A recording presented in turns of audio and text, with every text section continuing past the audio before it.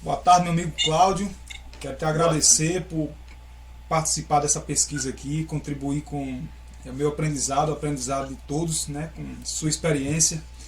E quero começar essa entrevista aqui contigo, pedindo que você me fale um pouco da sua trajetória musical, né? Como foi sua musicalização, se foi na Sim. infância, a idade que você começou. O espaço é É, é, seu, fica à vontade. pronto, tá certo.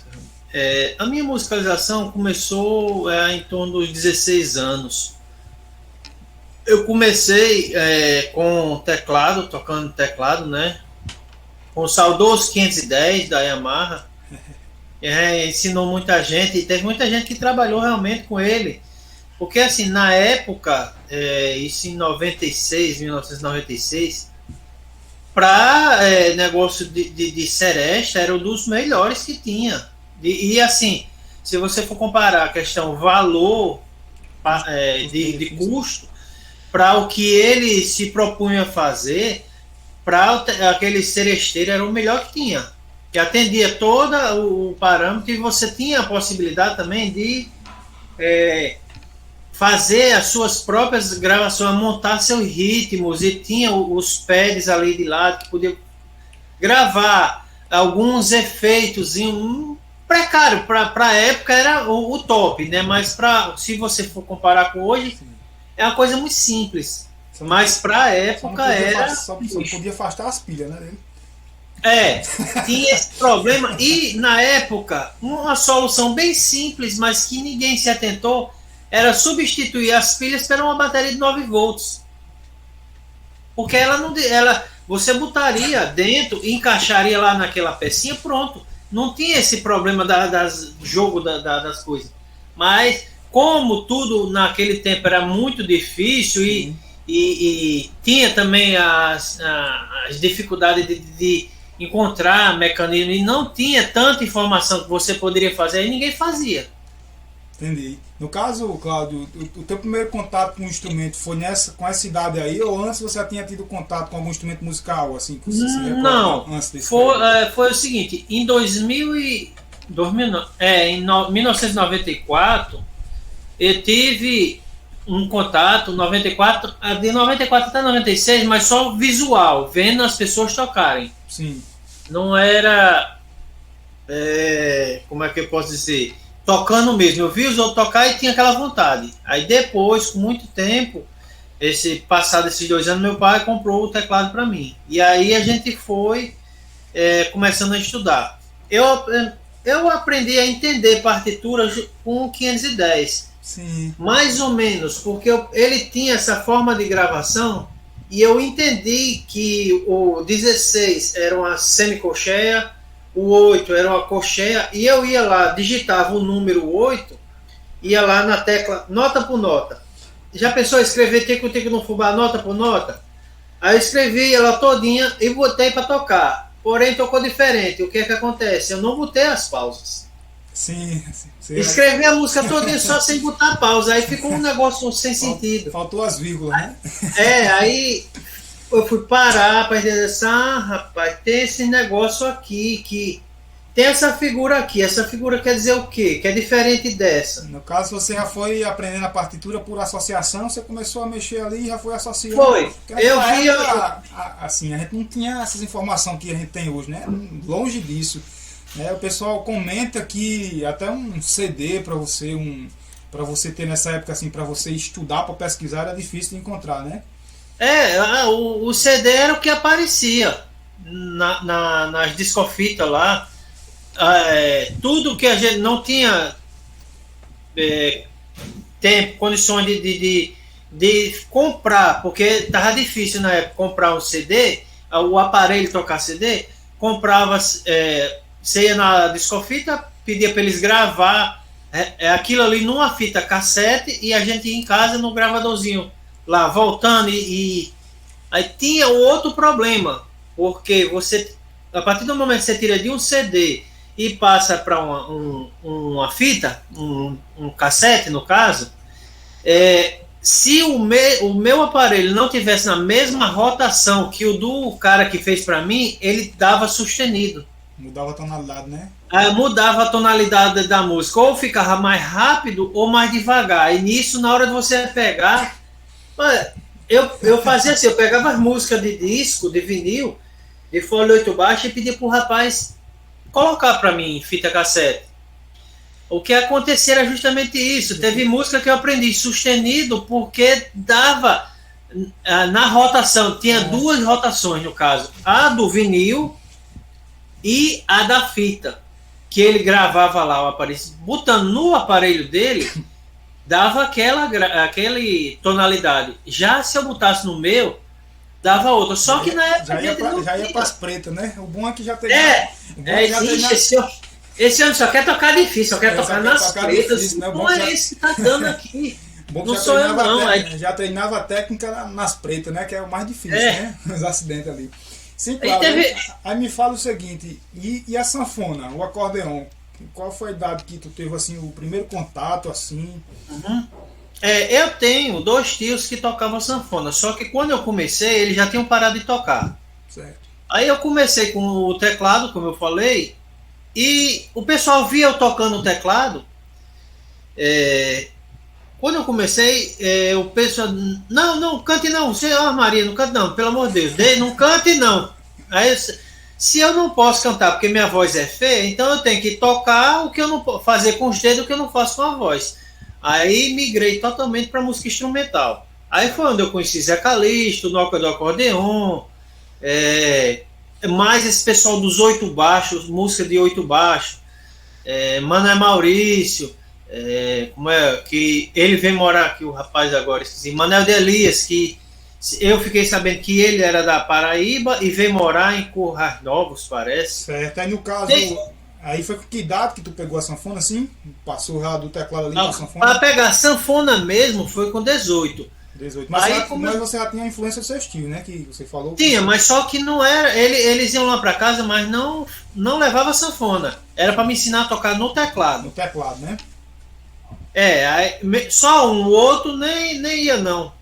Mas você já gostava da sanfona ou assim? Não, na verdade não. Ou se tinha um certo preconceito? Porque o que é que acontece? Na verdade eu não tinha preconceito. É porque eu não tinha mesmo o instrumento. O instrumento realmente era caro e até hoje é caro, né? É caro, não é um instrumento barato. Exatamente.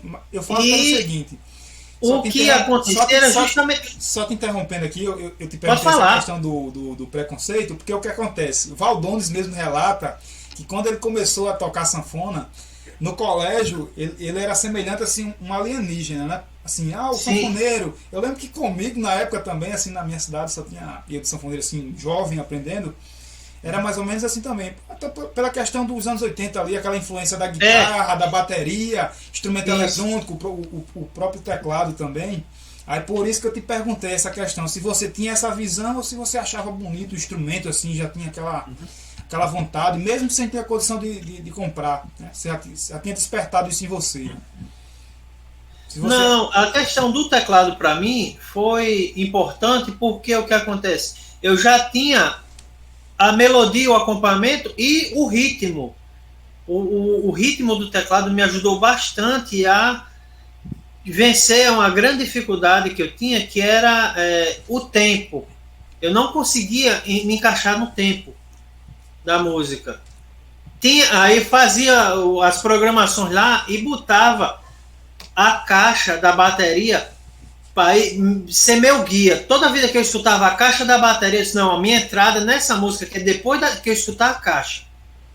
Aí ele me serviu de guia para mim. Excelente. No caso, aos 18, tu pegou a sanfona. Aí como é que foi esse aprendizado na sanfona, assim? Tu me falou que começou a estudar a questão dos 8 baixos, né? Teve muita influência de música instrumental, né? Que é uma porta grande para o sanfoneiro, para o acordeonista. Aí foi autodidata também o lance do... Sim, porque eu tocava, pegava os instrumentais, aquele só solo do Mastros, do Sonzum que tinha, só solo 1, só solo 2. Eu pegava aquele CD e começava a aprender aquelas músicas e tocar no teclado. Aí o pessoal escutando eu tocando no teclado, lá no comércio do meu pai, e dizia assim, rapaz, e fica muito bonito o teclado, mas se esse menino tocar na sanfona, essa música aí fica bonita. E aquilo ali foi começando a entrar no meu ouvido. Rapaz, sanfona. Aí eu pedi. Falei com minha mãe, né? Aí minha mãe falou com meu avô e conseguiram comprar o instrumento para mim. Uma sanfona de 72 baixos. Certo. Aí eu comecei a migrar tudo que eu tinha de informação do teclado para a sanfona. Porém, eu não entendia o baixo, a questão dos baixos. No teclado saía, mas eu não tinha o acompanhamento do baixo. Fazia o solo, fazia perfeito no teclado. Certo. Aí isso foi batalhando. Foi o tempo também que em 2002, eu decidi vir embora para Natal, né? Eu disse, não, vamos embora, porque para viver de música em Marizal é muito complicado. Eu já tinha concluído o meu ensino médio já. Sim. Aí disse, não, já concluí o ensino médio, não estou devendo mais nada aqui, vou-me embora para perto da capital que fica mais fácil. Certo, é nesse espaço, Cláudio, que tu pegou a sanfona aos 18. Tu teve algum mestre, assim, algum outro sanfoneiro mais velho que te passou alguma coisa assim, tipo baixo, alguma coisa que você tinha dificuldade? Não, na verdade não. Ele não passava. Ele chegava lá em casa, tocava, mas não passava, até porque assim, ele não. Para ele dizia como, ó, você faz assim, você toca desse jeito, mas não tinha como me explicar como né? Não tinha para eu entender. Ele explicava do jeito dele, só que a informação não conseguia chegar certa para mim, porque ele falava do jeito, digamos, que ele aprendeu. Sim. Só que aquela informação para mim era perdida, porque eu não estava entendendo o mecanismo que ele estava falando, a linguagem dele. Já era, pronto, é importante esse ponto que você tocou, já era outra linguagem, outro contexto, outra época, que é exatamente a fonte da minha pesquisa aqui. Se você analisar bem, a gente está migrando de uma época presencial e a pandemia meio que forçou a gente se adaptar um pouco mais rápido a isso aqui que a gente está fazendo aqui agora, né? Eu estou fazendo essa entrevista com você na sua casa, na minha, né? Aí, ou seja, a minha fonte de pesquisa é exatamente isso, a linguagem que a didática que tem que ser adaptada de acordo com a situação, né? Aí exatamente você tocou num ponto bacana. Mas, Cláudio, me fala um pouco aí, você já me falou que você veio para a capital, e assim, a tua formação acadêmica, em que ano começou a tua formação acadêmica? A formação, eu entrei na faculdade em 2010. Então, ou seja, de 2002 até 2010, 8 anos, foi só tocando sanfona, mas era mais teclado. Teclado. Aí foi na Festa do Boi, uma Festa do Boi em 2003, que o menino disse, Cláudio, eu peguei um contrato pra gente na Festa do Boi, 2003, pra gente tocar. Aí disse, opa, beleza, e aí, vamos fazer quantas noites? Vamos fazer todas as noites, os 10 dias a gente vai tocar lá. Que bom, só que tem um porém, o que é? Você vai tocar sanfona. Como assim eu vou tocar sanfona? Eu toco teclado, eu não toco sanfona. Não, mas lá é pé de serra e você vai ter... Mas eu não faço baixo, mas não tem problema. Faça no teclado e vai. Sim. Você pegue uma pessoa que está acostumada a tocar, fazer o quê? Meia hora de sanfona em casa, sentado, né? E os baixos ainda engatinhando, tentando pegar, para você ter uma obrigação de tocar 10 noites seguidas, de no mínimo 3 horas por noite. A última noite, as noites que tinha mais gente, dava 6 horas que a gente tocava. A gente começava de tarde e até o horário que as bandas grandes começavam lá. Aí pronto, quando chegou no 8º dia, esse braço esquerdo aqui tava só um mulambo. O menino fazia assim, eu tocava, o peso do braço puxava o fole e o menino do triângulo jogava com o peso do corpo para fechar. Você tava com um bispo uns 3 centímetros maior desse do que desse, né? Não, eu não sei o que era não. Eu não tinha mais força no braço esquerdo. Tava morto. Fazia um movimento, mas involuntário já sem força. Aí, graças a Deus, chegou um conhecido da gente tocar a sanfona, conseguiu terminar pra gente. Certo, mas é isso aí. Aí, no caso, tua formação acadêmica começou em 2010. Foi, por meio de um convite de um amigo meu chamado Osto, que ele tocava teclado, e ele entrou em 2006 lá, que ainda não era o curso de música em si, era artes com habilitação em música. Aí, quando ele tava saindo, ele disse, Claudinho, deixa esse negócio de tocar e entra na faculdade, você faz lá o curso e conhece novos horizontes, é bom para você. E assim tá bom, vou fazer. Aí prestei o vestibular, graças a Deus consegui passar, né?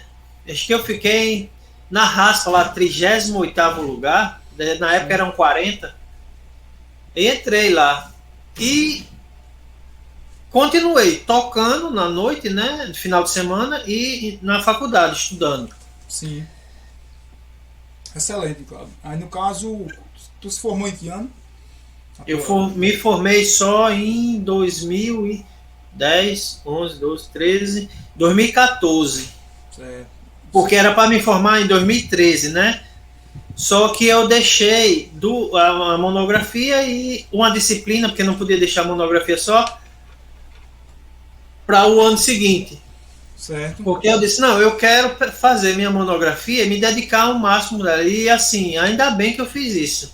Certo. Porque se eu tivesse deixado para fazer tudo junto em 2013, eu tinha enlouquecido. Muito, porque a pesquisa, quando a gente começa a fazer, você sabe, é muito vasto e você tem que ir afunilando. E assim, você tem que afunilar, mas não pode ceifar informações. Então, e tudo que você pesquisa, você tem que ter a referência. Às vezes você tem uma baita informação, mas você não tem a referência, você não pode colocar. Exatamente. Tem que ter fundamento em tudo. O fundamento. Sim, Cláudio, aí me fala um pouco sobre o curso de extensão que teve na UFRN, né? Eu tive até a satisfação de participar algumas aulas, né, com você.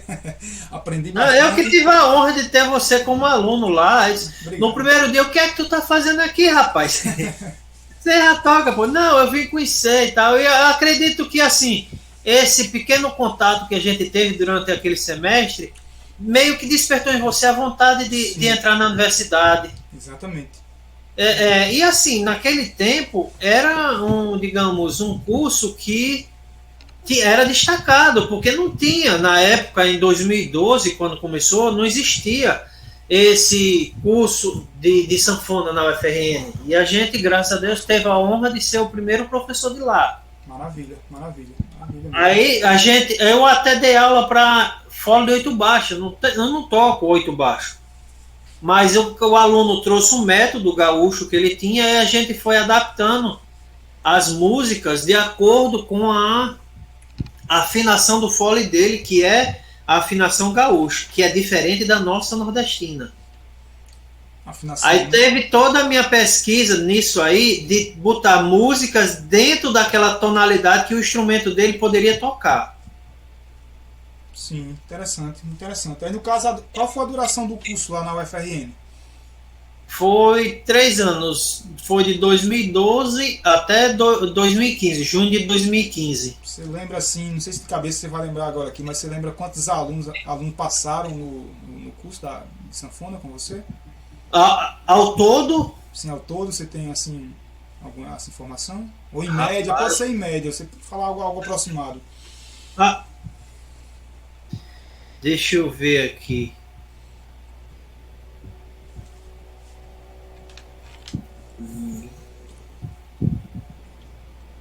Eu acho que em torno de 60 a 80 alunos, um geralzão. Certo, maravilha. Aí, Cláudio, me fala o seguinte, foi nessa época que você começou a dar aula de sanfona, assim, com o curso, ou antes disso, assim, você fazendo a licenciatura, já tinha um aluno ali particular, alguma coisa desse tipo, ou foi a partir desse curso que você ministrou na UFRN que você começou as aulas de acordeon? Não, eu já dava aula particular já de acordeon, só que tinha todo um detalhe que eu procurava buscar dos alunos o que ele queria. Você quer ser um músico para tocar na noite? Você quer ser um músico só para tocar em casa? Você quer a sanfona para fazer o quê? Aí, diante da resposta dos alunos, aí é que eu ia buscar um repertório. Você gosta de escutar o quê? Fazia logo aquela pesquisa, aquela peneira. Porque assim, quando você tem já o conhecimento, não, eu gosto de escutar Luiz Gonzaga, então pronto. é uma música que já está, digamos assim, dentro da sua mente. Você, quando toca alguma coisa, pronto, Asa Branca, se qualquer pessoa cantar Asa Branca errada, ou pode mudar até a melodia, a pessoa, opa, tem um negócio diferente, eu não sei o que é, mas tá diferente. Então, é justamente isso, que eu pegava já o que ele escutava, porque já estava dentro da música dele, dentro da cabeça, a música já está dentro da cabeça dele. Aí se tornava mais fácil para os alunos aprenderem, a memorizar. Aí me fala o seguinte, essa forma metodológica, digamos, de traçar um perfil do aluno e a partir desse perfil você traçar um roteiro, traçar um planejamento para ele. Já era algo intuitivo que você tinha do seu tocar ou você aprendeu com a instituição, com o curso? Não, isso aí foi antes da universidade. Sim, antes da universidade, curso, né? Sim, porque então você... foi mais que assim, eu me usei como cobaia. Eu entrei no Valdemar de Almeida para estudar sanfona lá, só que eu entrei com a dificuldade que na hora eu disse, professor, ó, eu faço aqui no teclado. Você tem ideia, o teste que eu fui fazer lá para entrar, eu toquei Espinho Bacalhau, mas só no teclado. Sim. Aí eu disse, ó, vou fazer só no teclado porque o baixo eu não sei, eu vim para aprender o baixo. Aí eu já lia, já tive, antes de entrar lá no Valdemar, acesso ao método Mascarenhas, que tinha o triângulo, essas coisas tudo. Certo. E lá o professor, passado o tempo, ele disse, ó, professor, eu estou fazendo aqui e estou fazendo aqui. Agora, na hora que eu junto os dois, eu não consigo. Aí ele disse, não, isso aí é com você, eu não tenho como. Eu disse, pô, peraí, se eu venho para cá, para o senhor me ensinar, eu digo qual é a dificuldade, o senhor disse que não consegue me ajudar, então eu tenho que criar o meu próprio método para me ensinar.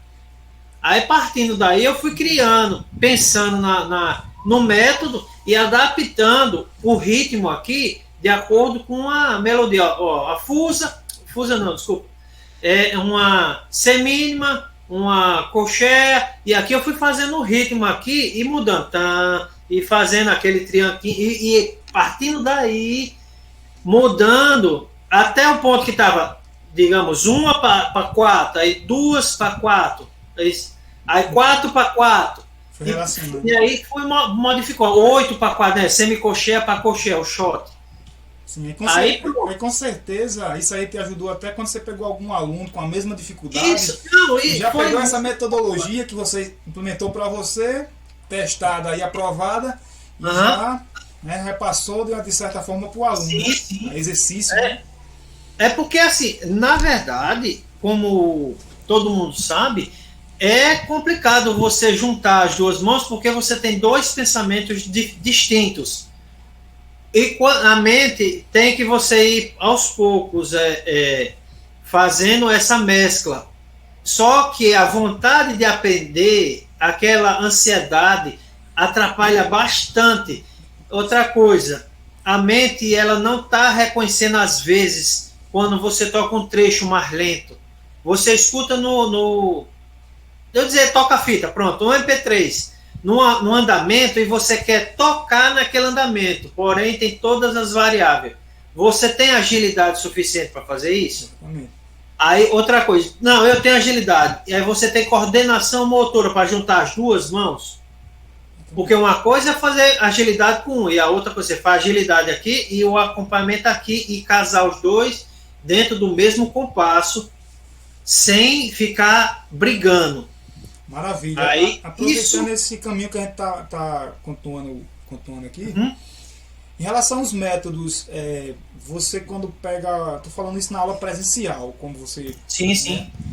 Quando você pega o aluno ali, iniciante, né, aquele cara relativamente do zero, você usa o método completo como referência ou você usa parte, assim, tipo Mascarenha, você usa algumas coisas dele, aí muitas coisas você usa a sua também? Como essa questão da sua metodologia? Sim, a parte teórica eu uso do Mascarenhas. E eu procuro, porque o método Mascarenhas ele é muito bom, porém, para a gente, o que diferencia é o repertório que ele traz, que é fora do nosso contexto regional. Porque com esse boom que a sanfona teve agora, desses 20 anos para cá, você tem várias músicas regionais que tocam, e o método Mascarenhas, por ser um método da década de 50 e 60, ele não tem esse repertório. Aqui e acolá tinha umas folhas, umas partituras avulsas que eram vendidas de Luiz Gonzaga, mas eram pouquíssimas. Então, é justamente isso que eu fazia. Eu pegava toda a parte técnica do método, a utilização do quarto dedo aqui no dó marcado, as escalas, e também eu peguei o Anon, que o Mário Mascarenhas fez, e também dei uma estudada no Anon que o Basualdo, Romildo Basualdo, uma coisa assim, eu não lembro agora, de referência, depois você pode dar uma pesquisada. Certo. E o Romildo é diferente a técnica, ele utiliza o quarto dedo também, só que em alguns pontos ele modifica, porque quando você vai fazer o arpejo, ele faz com terceiro, dó, mi, sol. Já o Mascarenhas era dó, mi e o sol aqui. Aí você perdia a ligadura do dó pro mi, porque você tinha um salto. Sim, maravilha, maravilha. No caso, você chegou a usar o Anzag também, aquele método, você usa alguma coisa dele? Não, o Anzag eu não cheguei a utilizar. Eu li ele, mas eu vi que ele fugia um pouco dos dois. Aí eu disse, não vou tentar encaixar essa peça aqui agora, porque dá trabalho. E também, lá, voltando ao curso de sanfona, da UFRN, eram aulas coletivas, por dois motivos. Primeiro era financeiro, porque não compensava eu botar apenas um aluno por turma, porque eu teria poucos alunos e para mim não seria viável. E isso já pensando na questão da coletividade também. Sim. Porque você tem que fazer o seu, escutar o colega, mas não se deixar influenciar pela música do colega. Porque quando a gente está tocando em trio, sanfona, zabumba e triângulo, eles dão um ritmo aqui. Eu tenho que ir por eles, só que eu tenho que ter minha linha. Se eles atravessarem, eu tenho que permanecer. Aí é justamente isso. Você tem que escutar, fazer o seu, escutar o colega. Agora, não fazer que o colega só escute você. Meio que respeitar. Eu tinha o espaçamento, a sala, graças a Deus, era grande, e a gente espalhava os alunos dentro da sala, pronto, aí ficava beleza. Aí outra coisa é a troca de partituras. Cada aluno tinha sua música específica para tocar. Todo mundo estava estudando ali digamos, é como um concurso de música de sanfona, desses mais, digamos assim, profissionais. Você tem aquela música específica que você tem que tocar. Agora você tem aquela escolha livre que você toca que você quiser. Aí eu tinha isso por base.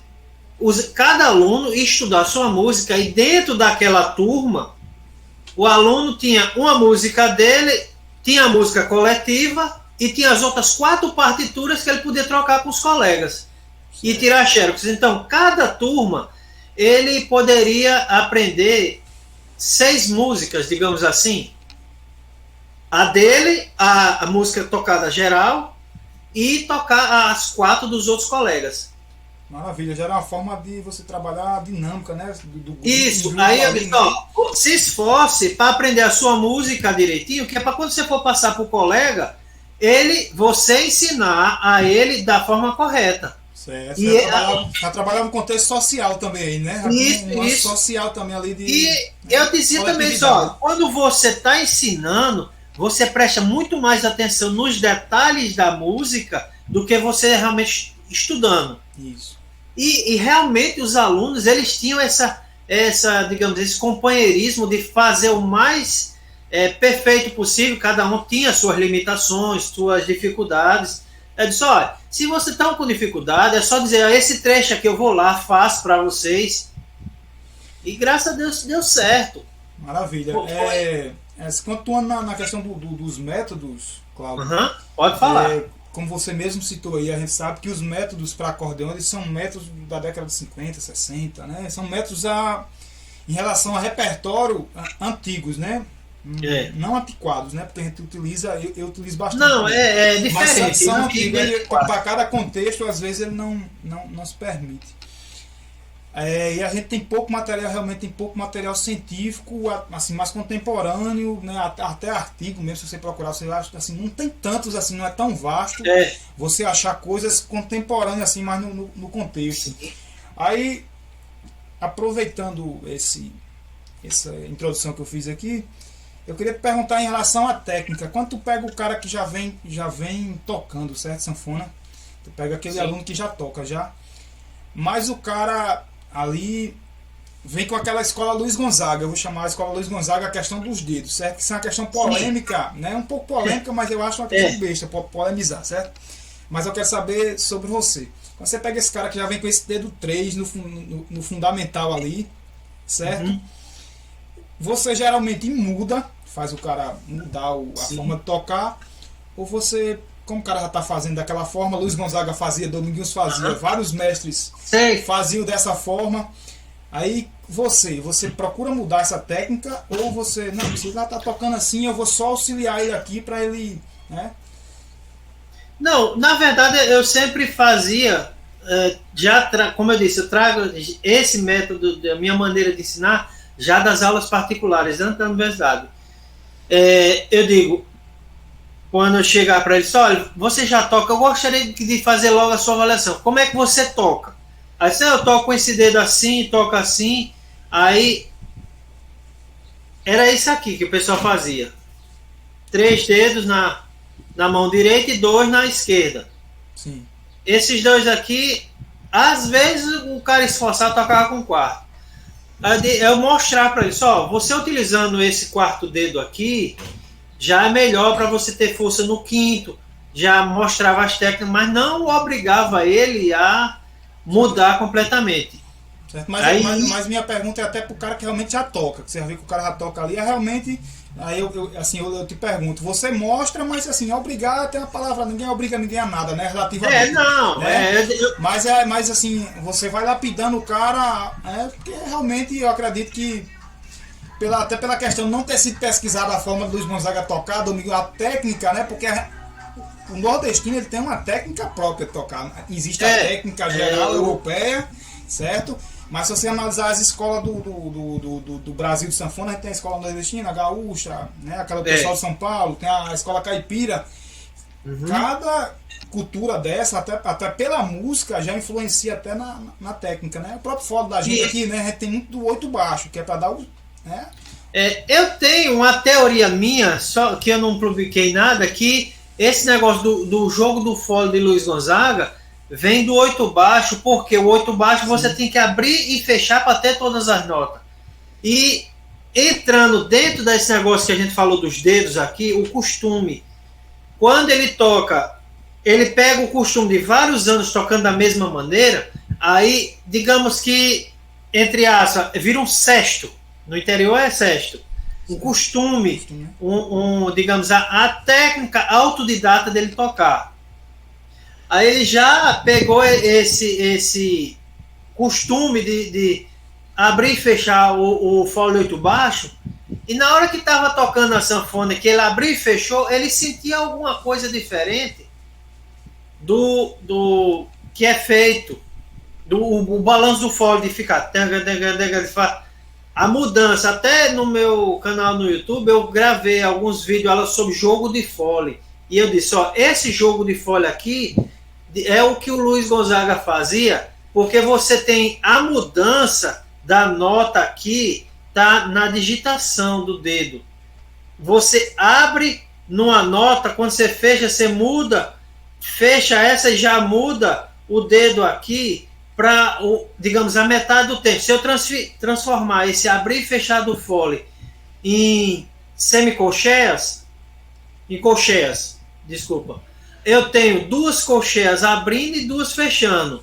Só que esse dedo aqui vai apertar. Quando eu abro o dó, aqui o polegar, pronto. O polegar toca dó, ele abre e fecha em dó. E antes de eu chegar no final aqui, eu mudo para ré. Aí quando eu abro, já pega metade do Ré no compasso anterior com o compasso seguinte.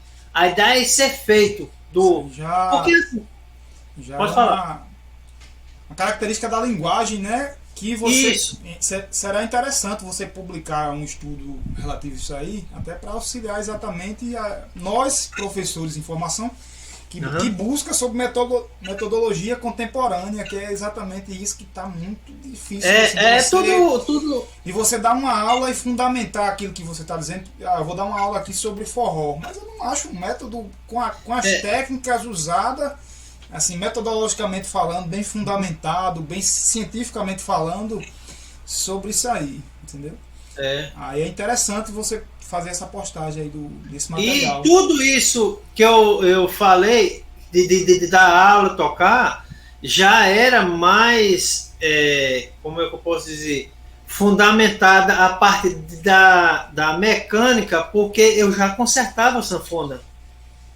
Desde 2003 que eu já conserto sanfona, então eu já via a sanfona não como um instrumento só tocar, eu já tinha esse convívio da parte interna, do funcionamento das mecânicas em si, da mola que puxa a tecla, da haste, que tem que ser paralela a tantos graus para poder fechar o couro que fecha da sapatilha, tem que estar completamente vedando o registro, e tudo isso eu levava para a universidade.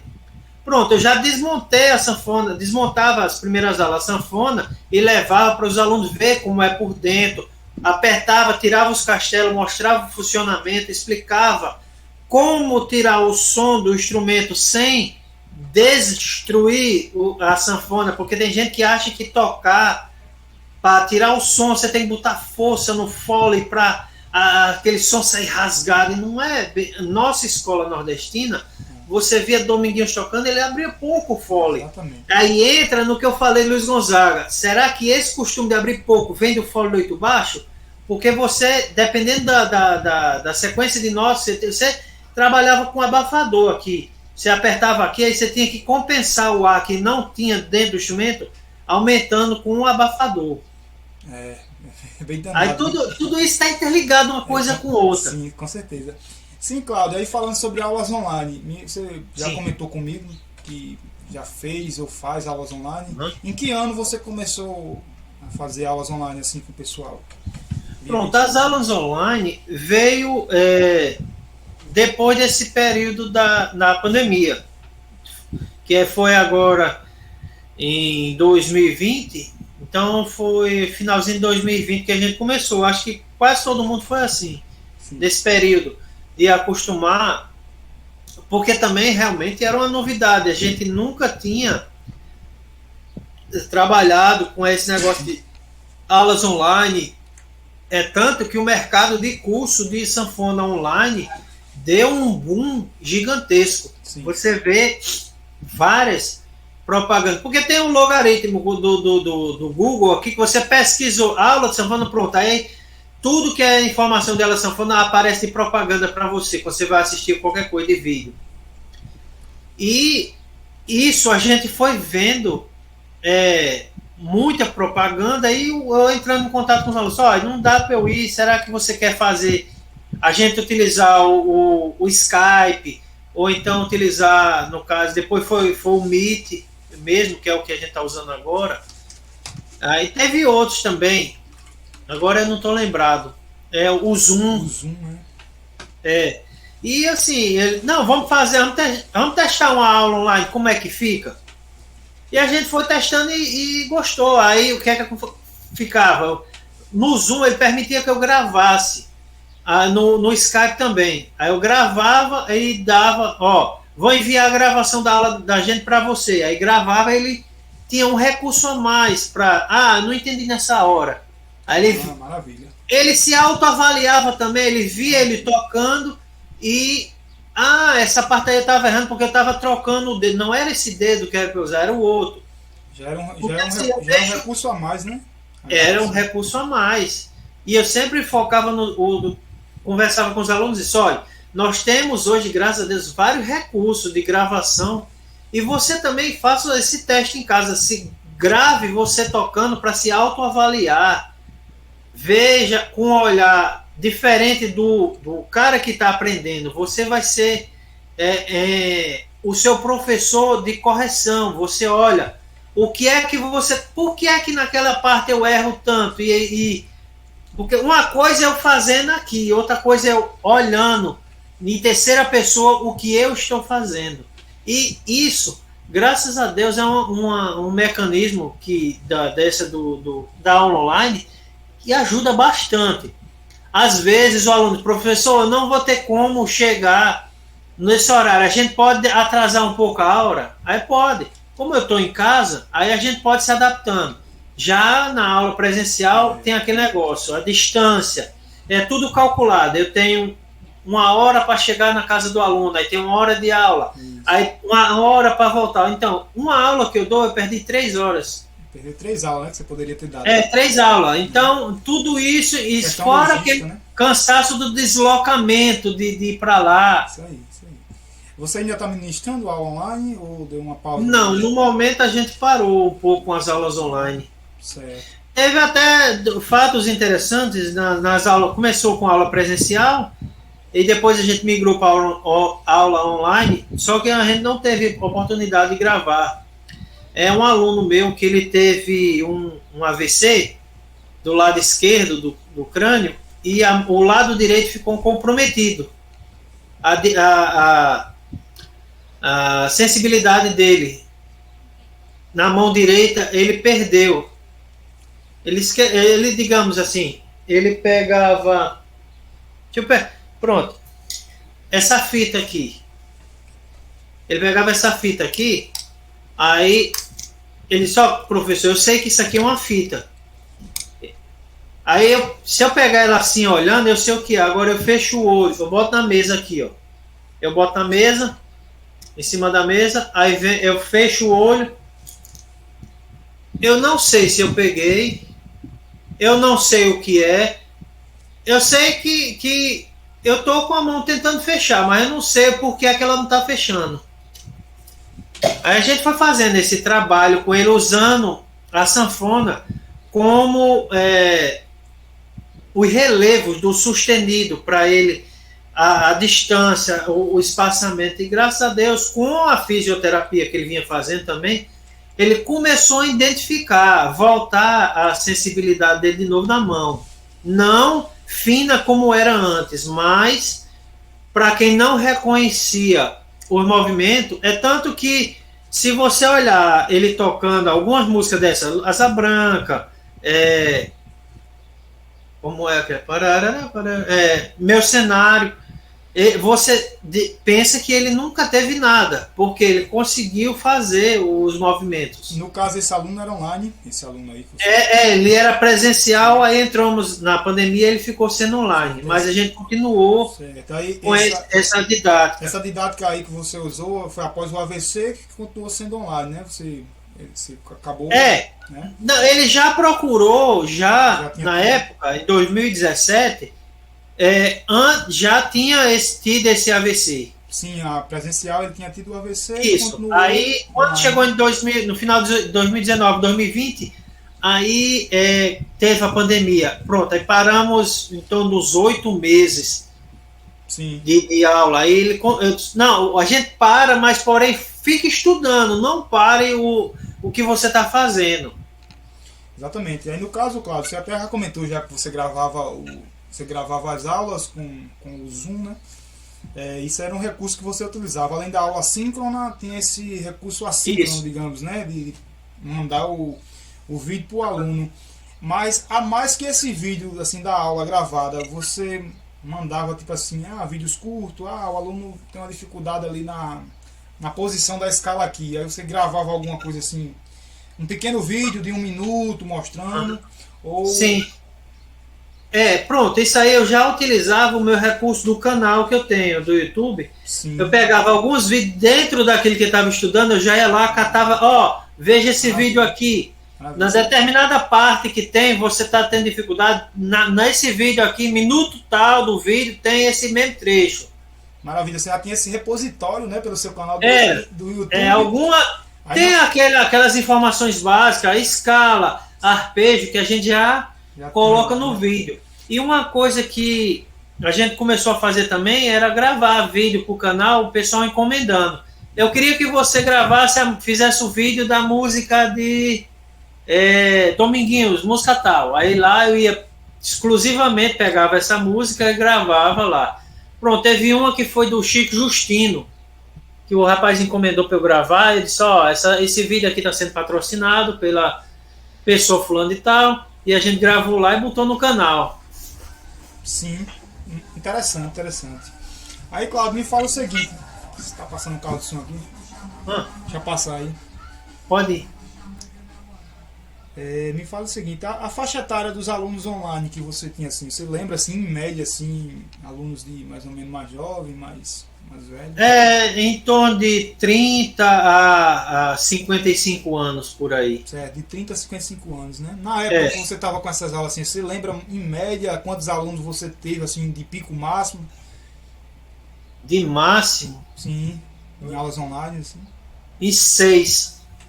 6? Porque eram 2 dias na semana, na quarta e na quinta. Aliás, desculpa, na terça e na quarta. Certo. No caso, a duração da aula 1 hora. No caso, a aula online, eu já botava 1h30. Sim, Porque tinha esse recurso de eu não ter o deslocamento. Aí eu disse, não, eu vou compensar. Não ter esse deslocamento, aí eu aumento meia hora no horário. Certo. Cláudio, e me fala o seguinte, em relação à divisão, a sequência didática, digamos assim, a divisão do material online, você fazia adaptações em relação ao presencial? Eu vou te explicar melhor a minha pergunta. Pode falar. Por exemplo, você pegava o aluno ali e tinha que treinar as escalas, aí tinha que treinar alguma coisa de harmonia, de acordes, alguma coisa de repertório. Nessa aula, você fazia uma aula só de escala, digamos, ou você dividia o tempo da aula em cada item desse?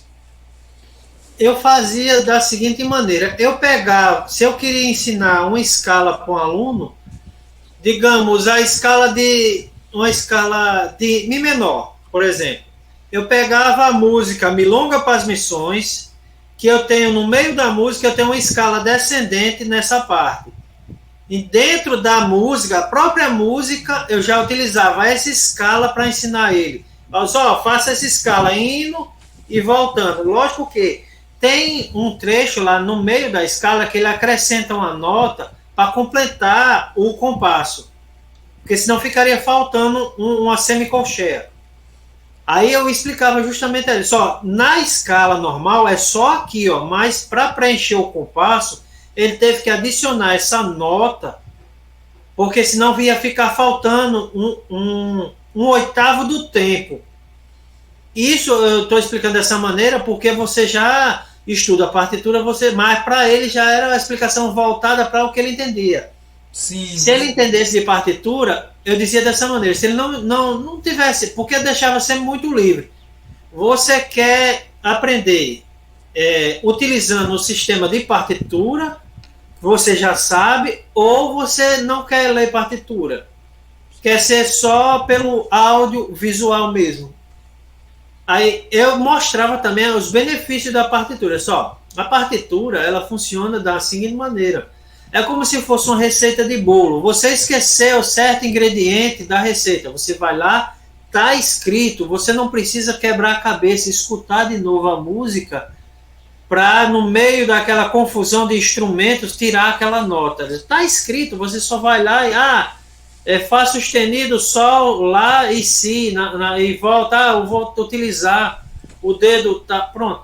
Isso aí eles faziam já. Mas se ele também não quisesse, como tem o recurso do vídeo, que já está gravado o dedo que eu estou utilizando, que o pessoal hoje, e antigamente sim, eles aprendiam muito dessa maneira do copiar o que está sendo visto. O dedo que ele está utilizando é o que eu vou fazer também.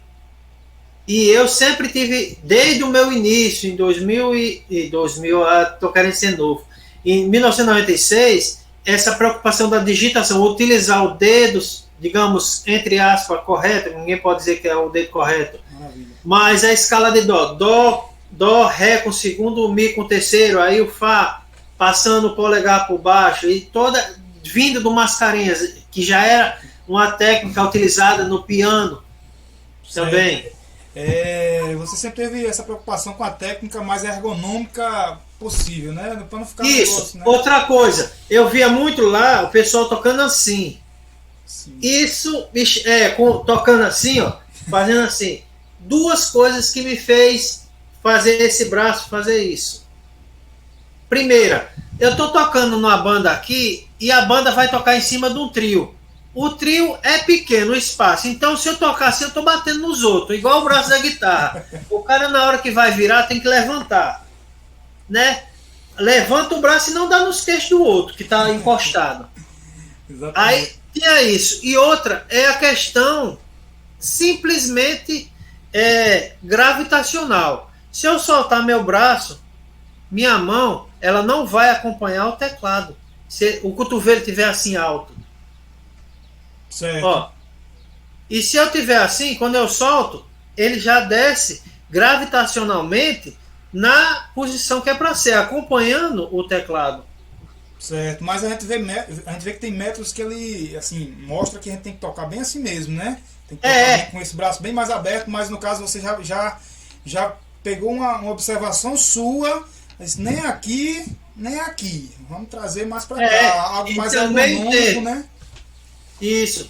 E outra coisa, as técnicas que tinha, porque tudo vai de acordo com o instrumento. Piano, eu posso fazer o ensino assim, para fazer o escala cromática, o primeiro e o terceiro. Sim. Da mão direita. Sim. Só que quando no teclado, no piano e teclado, que eu vou trabalhando horizontalmente, eu posso deslocar meu corpo para a direita e sigo. Só que sanfona não, eu estou tocando aqui, se eu deslocar para baixo, a sanfona vai ficar mais baixa, eu não consigo. Aí o que é que acontece? A técnica que eu utilizo para fazer cromática são esses 3 dedos, o quinto, quarto e o terceiro. É a cromática descendente, eu venho do agudo para o grave. Sim. E outra coisa que eu vejo também é a parte estética, que quando você vem aqui, ó, fazendo isso aqui, é como se você tivesse apenas passando a mão no teclado subindo. Isso eu acho, na minha cabeça, né? Lógico, cada pessoa tem o seu entendimento. Eu acho isso muito bonito. O cara pega aqui, ó, vem fazendo assim. O cara que está olhando, ele não percebe que você está fazendo. Eu utilizo isso naquela música Rabo de Galo, do Mário Zan, que ela, na segunda parte, ela tem uma escala cromática. Aí quando eu chego no final da escala, que eu já vou subindo, voltando para o agudo, aí eu já utilizo a digitação normal do piano. 1, 3, 5, ou desculpa, 1, 2, 3, que pega na sequência, eu venho em Sol, aí Sol sustenido, com o terceiro, Lá, Si, aí Lá, Si bemol, Lá sustenido, aí o Si e o Dó com o segundo, aí já, isso tudo que eu falo também para os alunos, tanto nas aulas particulares como na universidade. As digitações, elas não são fixas. A escala foi feita desse jeito, a digitação é assim e tem que ser feita assim. Não. A digitação, ela vai de acordo com a sequência da música. Você tem que utilizar a digitação de acordo com o que você vai fazer. Aproveite o máximo que puder da digitação que você aprende na escala e no arpejo para ser colocado dentro da música. Certo. Logicamente, Cláudio, né? Obviamente, quando a gente pega alunos, como você já citou anteriormente, quando a gente pega aluno inicial, a gente padroniza, a gente dá uma padronizada, como ele vai digitar, aquelas músicas iniciais, mas pelo que você já mencionou aí, quando o aluno ele já está no estágio intermediário, um pouquinho mais para frente, você vai deixando ele pensar por conta própria e pegar até essa parte da técnica, da digitação. Você pega músicas que tem a ver com aquela técnica que você quer passar e já mostra de maneira aplicada naquele contexto específico, né? Pelo que eu entendi, é isso aí. Porque o aluno, ele tem muito questionamento assim, onde é que eu vou usar isso? Para que é que isso serve? Então, quando você dá uma referência aonde é utilizado aquilo ali, a mente dele faz igual aquele mesmo. Faz a associação, né? Ele associa. Rapaz, então isso aqui eu posso já utilizar para essa música. Sim, eu sempre uso a metáfora de aluno, os alunos é corrida. O que é mais fácil, você correr uma corrida de 100 metros, começando do metro 0 ou começando do metro 50? Logicamente que é você correr 100 metros começando da metade. É muito mais fácil, você chega muito mais rápido. E minha metade é o quê? É justamente a digitação da escala e a digitação dos arpejos. Que dentro das músicas eu vou utilizar. Maioria, não são todas as músicas, mas a maioria das músicas, ele tem isso, ou um arpejo ou um trecho de uma escala, que culmina no fechamento do acorde. Certo, maravilha, Cláudio. A gente já vai com 56 minutos aqui, viu? O negócio tá bom. É você quem diz o tempo aí. Hoje Ó, deixa eu te falar. Em relação a aulas online, tu acredita que o meu foco aqui é a aula online? Tu acredita que essa metodologia de você pegar a música, e assim, eu acho que na presencial também, mas você acredita que na aula online, essa metodologia de você pegar a música, assim, já ir associando a escala, o acorde, o próprio ritmo com aquela música, na aula online ela surte mais efeito, assim, até pela questão psicológica do aluno. Não, eu já estou fazendo aqui, já estou começando a fazer o início da milonga aqui, aí já estou treinando a escala de mi menor, digamos, com a digitação. Sim, sim. Você acredita que isso já traz um envolvimento maior do aluno com a aula online, até por ter um certo preconceito, né? Que é um negócio muito inicial ainda, a questão da aula online. Você acredita que o aluno ele vai se envolvendo mais? Não, a questão da aula online em si, como a gente falou, foi uma necessidade diante de um problema mundial que teve. Mas é um dos recursos, hoje em dia, indispensáveis. Lógico que tem aluno que realmente ele tem mais dificuldade com a aula online. Porém, já tive alunos que tanto fazia aula online como aula presencial, o rendimento era o mesmo. E teve alunos que achou a aula online muito mais vantajosa em questão de dinâmica de tempo. Ele poderia se programar no tempo, poderia atrasar um pouco, não tinha aquela preocupação, se meu professor está esperando lá em casa, não chegou ainda. Não, vou ter que cancelar a aula porque não tem. E esse do online gravado, que é a questão do vídeo aula, eu acho também que é uma coisa, um recurso muito bom para ser utilizado, porque assim, queira ou não, há um desgaste do professor ficar repetindo aquela mesma informação. E outra coisa que não é puxando sardinha para o meu lado, mas falando o que eu vejo nas aulas online que eu tinha, o professor se preocupava muito em fazer a música toda, repetir trechos várias vezes e se tornava cansativo. Uma música que você poderia ensinar, no caso, no meu vídeo, eu ensino uma música, dependendo, lógico, do trecho, em 3 minutos, o cara gastava 20, 30 minutos numa música. Porque ele, você faz assim, vou fazer devagar, vou fazer mais. Isso ficava. Tem gente que está muito acostumado com isso. Quando você ensina a música toda de uma vez, você não desperta no aluno aquela curiosidade para ir buscar. E nos meus videoaulas é justamente isso. Eu não ensino a música completa. Eu ensino a introdução e digo, não, a parte da harmonia da música, do canto, você que vai buscar lá. Teve dificuldade? Deixa o comentário aqui, aí eu deixo a fonte de contato para a pessoa ligar, mandar mensagem, sugerir música. Maravilha, porque né? Você vai despertando alguns pontos que você já imagina que o aluno vai, né, despertar, né? Através daquilo ali, já vai gerando até mais conteúdo e um envolvimento maior. Professor, aluno, aula online, ou seja, até presencial, mas digamos aula online, né? Tudo junto. E tudo isso baseado no meu aprendizado, porque assim, o que é que acontece? Eu tocava, só que o pessoal passava muito, graças a Deus, teve muita gente legal, teve gente chata também, que tentou tocava, mas tinha aquele preconceito. Vixe, está começando. Não dá certo, não. Tira. Já teve teste de banda que eu fui fazer. Não, tá aprendendo. Não, acabou o ensaio.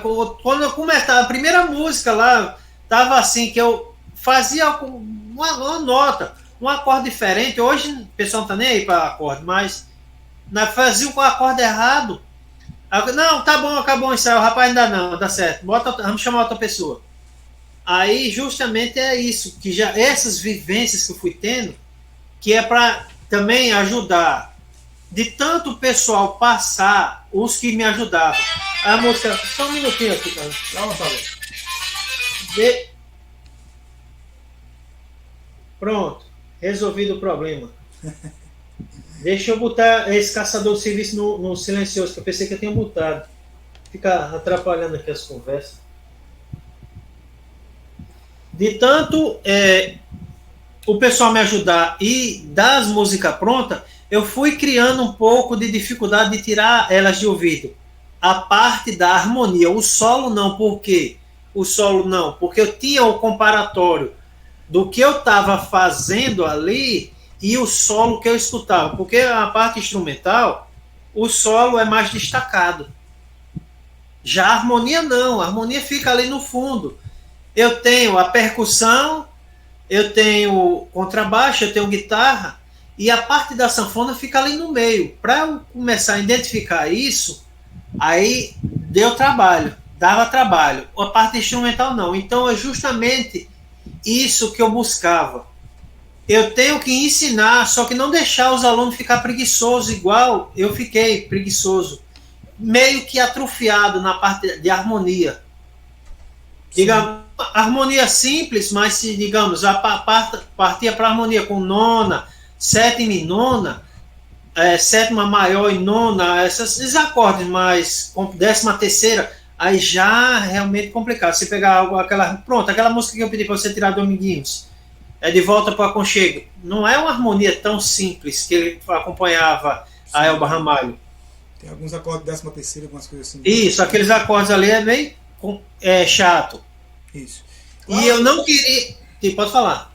Aproveitando aqui essa questão você falou do aluno ficar preguiçoso, me fala assim alguns pontos positivos e negativos, em resumo, um ponto positivo e negativo em relação à aula online e questão da internet em si, como YouTube, né, e outras coisas aí. Você vê pontos positivos e negativos. Pronto. Você enxerga. Certo. Os pontos negativos que eu enxergo é o seguinte, é o costume, mais que o brasileiro em si, e eu acredito que o nordestino tem do contato mesmo, dele ver aquela pessoa ali ao vivo, mostrando para ele, porque é diferente você ver um show presencial e um show online. Você não tem aquele calor humano em si. Tem gente que tem mais facilidade justamente por conta desse contato. A questão da desvantagem eu achei mais por isso. O costume que nós tínhamos em ter esse contato físico, presencial, o professor está ali presencialmente para falar comigo. Não agora, como a gente está ao vivo, só que não está presencial. Sim. Eu estou olhando para uma tela. Tem gente que tinha essa dependência tão grande que era o costume de eu pegar na mão, literalmente pegar na mão, ó, pega esse dedo, coloca aqui, esse depois desse. Tinha gente que era obrigado a fazer isso, e na aula online eu não conseguia pegar. Certo. Aí tinha gente que tem esse problema. E assim, outro ponto negativo que eu possa dizer, deixa eu ver aqui, ter esse, digamos, porque depois das aulas sempre era uma hora de aula, mas eu ficava mais tempo, bate-papo, não, vamos fazer o seguinte, ó, pega aí, toca assim, porque assim, terminava aquela aula, se eu não tivesse outro aluno já para encaixar, eu já ia embora. Então, no caso da aula online, já foi, digamos, ceifado essa parte desse pós-aula, dessa conversa. Esse contato, né? Esse calor humano, né? Deixa eu lembrar que como é que chama no DVD? Os DVD que tinha o show e tinha depois, fora do show, tinha uns espacinhos que você clicava e dizia, o preparatório pro show foi assim, e só que o nosso não era no show, era depois. Tinha esse. O making off. O making off, pronto. No caso do aluno era assim, ele terminava a aula e ficava conversando, e daí ia saindo mais algumas informações, que eu também nunca fui um professor. O horário é de 8 às 9, deu 9, pronto, acabou, fechou a sanfona e foi embora. Sempre gostou desse contato, assim, né? Essa relação aluno-professor que realmente influencia bastante até no aprendizado também, né? Porque, falar por mim aqui, geralmente quando eu não gosto do professor, eu acabo não absorvendo o conteúdo, não. Né? Mas assim, Cláudio, do teu ponto de vista, qual o futuro que tu vê para a questão das aulas online, o crescimento que tu vê na próxima década, nos próximos anos aí? Porque essa parte da aula online, eu acho que ela está apenas no início, o boom dela ainda vai vir. Tudo que a gente vai fazer hoje é online. Se eu quero ir para o banco, eu não preciso ir diretamente na agência fazer um depósito. Se eu tiver dinheiro na minha conta, eu faço a transferência, eu pago um boleto de casa mesmo. Se eu quero, digamos, conversar com meu primo que está lá em Marizal, eu faço uma videochamada com ele, e aí, eu não preciso ter esse deslocamento. Lógico que depende também do que eu preciso. Se realmente eu precisar ir lá fisicamente, eu tenho que ir. Porém, a questão de diminuir gastos, a parte dessa online, eu acredito que chegou justamente com isso, numa hora que nós temos várias altas de combustível, temos a questão de assalto, que está muito forte agora. Então, tem que levar em consideração tudo isso. Eu estando dentro de casa, lógico, seguro eu não vou estar em canto nenhum, mas se eu não tiver sair de casa e tiver trancado, eu posso ter essa aula, como a gente está falando, eu posso ter acesso a essa informação sem eu correr tanto risco, sem eu ter tanto gasto para me deslocar de um canto. E outra coisa, a questão do risco de um acidente. Você está dirigindo, vem, sem querer alguém bate em você, quebra o carro, ou Deus o livre, você vai de moto, bate em você, cai, você quebra uma perna, um braço, ou então... social, né? O social. De vantagem, né? Claro, meu amigo, eu queria ficar aqui mais 1h30 com você aqui, mas a gente está chegando ao fim aqui da entrevista, foram bastantes informações de grande relevância, mas eu quero que você fique à vontade aí para acrescentar alguma coisa que você queira falar aí, sobre as aulas ou não, fique à vontade, esse espaço aí é seu para a gente estar finalizando aqui. Pronto. Eu acho que eu tomei banho com água de chocalho, eu falo demais. Não, mas maravilha. Eu queria ficar aqui com você mais 1h30 aqui, mais um dia. Não, depende de você. Eu, pelo menos, eu tirei a tarde, não. O horário que ele disser que quer ficar 2, 3 horas conversando, porque assim... Eu vou ter exatamente um aluno online agora, e o cara já tá falando. Pronto. Não, tudo bem. Tá falando comigo aqui, o que eu tinha a dizer é basicamente isso, que o futuro dos ensinos vai estar mais voltado realmente para a aula online agora. Eu acredito que por conta de toda essa tecnologia de acesso à informação que está sendo muito rápida, o tempo que a gente tem de deslocamento para um canto, o tempo que eu literalmente, como o povo fala na internet hoje, que eu vou perder indo para algum canto, eu vejo aquilo online, e se a aula for gravada, eu vejo a hora que eu tiver tempo.